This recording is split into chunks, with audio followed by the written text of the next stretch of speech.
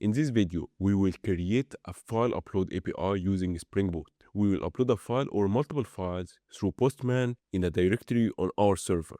I want to show you some configurations that we have used in our application so far, because file upload takes a bit of resources because it's an IO operation, input output. So due to the fact that it takes time, we want to have some kind of limitation so we don't really break our system. So here we have some configuration related to Tomcat, like such as maximum number of requests that Tomcat can create, or the minimum number of idle threads that Tomcat can keep ready in order to get into action, or maximum number of TCP connections. That's basically how many users can call our endpoints simultaneously altogether. And of course, the maximum number of connection to be within as a queue, like the maximum number would be hundreds. And basically, if you have like some kind of request that's taking too long time, and we have some limitation of 30 seconds. That's basically was the relation to the Tomcat server that we have. In addition to that, I have also made some kind of other configuration files that are related to the multipart, which is basically by default, I think it's false, so we need to enable it to be true. And then the maximum file size for each file is going to be 20 megabytes. Basically, the request that you're going to be sending, if it's containing multiple files, the maximum number to have for that request, it would be 100.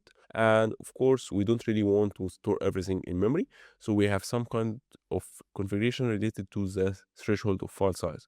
Basically, if we have like a file that is more than 2 megabytes, this means we're not gonna keep it in memory. We're gonna use the disk for it because it's gonna be big size. So, and we don't really want to overload the memory here. So what happens is we're gonna be using the disk when the file reaches more than 2 megabytes. And the disk is at this location. This comes from the Java IO directory, which is basically the temp directory that we're gonna be using. So this is the file properties, by the way. This is the configuration that's available down here. We have some kind of allowed extension and allowed content types, and we have this directory. Also, we have something called buffer size. Buffer size, by the way, it's an operating system concept. We don't really want to have many or big data into our memory. And what I mean by big data here, let's say you have 10 users, each one of those 10 users try to upload 20 megabyte file. So that means you have 200 megabyte of a file. That's basically if we have 10 users doing this kind of connection. So what happens if we have 100 users uploading 20 megabytes? So this means we have 2 gigabytes of file.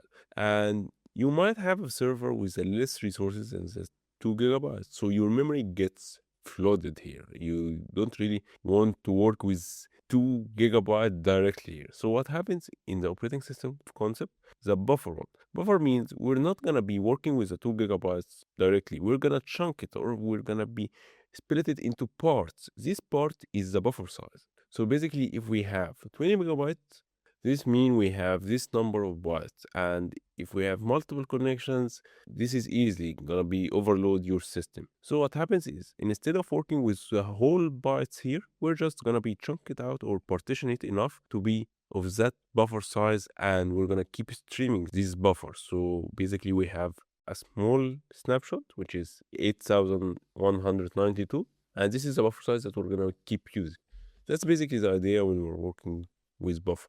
And I want to introduce our controller here. We have 2 endpoints for upload for single file or multiple files.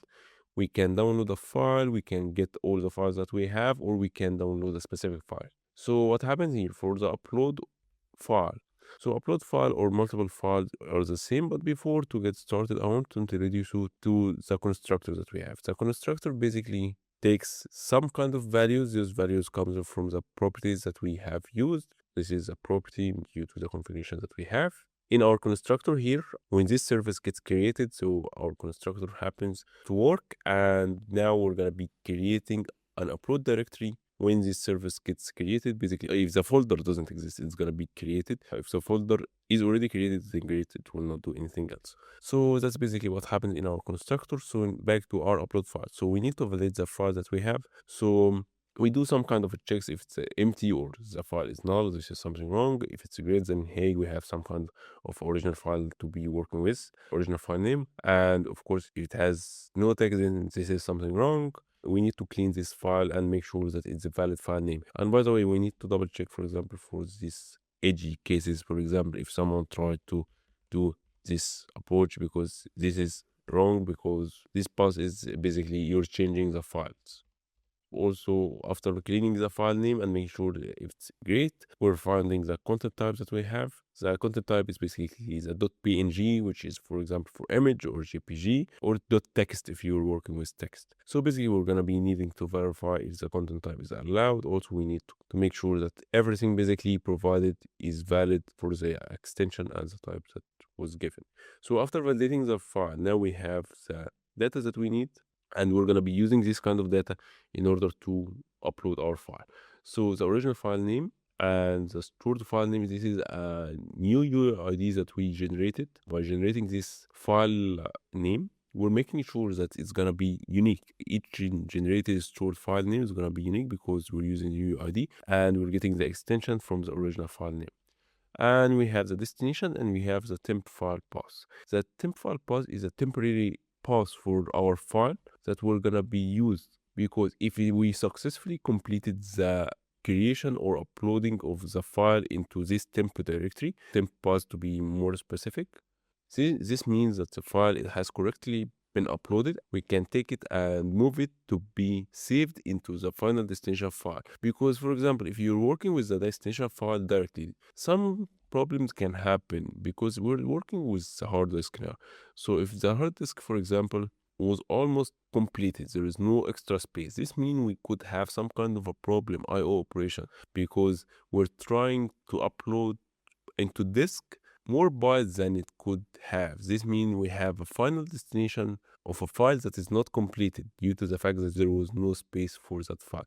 So we're going to be trying to making the file through the temp file first. If it's going to be passed, then we can move the temp file to the final destination, which is basically the correct path without the temp here. So let's check what happened with copy file using buffer. So what happens here, we're using the buffer size because, like I have mentioned, we don't really work with the whole file. We partition it enough in order to be used in a good manner. We're not overloading our system here. So we have some kind of option regarding how we work with this kind of stream. If it doesn't exist, then we're going to be creating a new file. If there is some kind of an existing file, then we're just going to be saying, hey, override what's already been existing. And we also make sure that, hey, you have the right option. And this is the buffer size that we have. We have input stream and output stream. The input stream is basically the buffers that goes in, and the output stream is basically the buffers that is being written to. So whatever being written onto our disk, we're gonna be saving it. This is why we need the output buffer here. So yeah, we're making this array of our buffer size, which is basically 8192. And then we're gonna keep looping through our buffer size that we have, and we're gonna keep writing. Eventually we're gonna be saving it and in disk and flushing it. Flushing, by the way, also make sure that we are actually doing the IO operation. It's also an operating system concept. So after finishing this copying file into the temp path, what happened now? Supposedly everything goes fine, so there is no exception whatsoever. So what happens, we're gonna go to the next step, which is moving the temp file into the destination.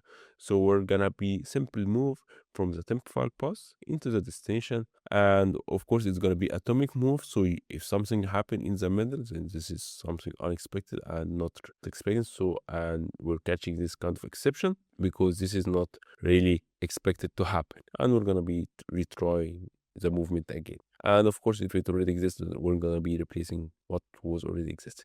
So this is basically how we move, and then we're gonna be returning the response of our file after being uploaded. In case something happened, we want also to delete the temp file because the temp file has been corrupted in a way, and we want to remove it. This is basically how we upload a file.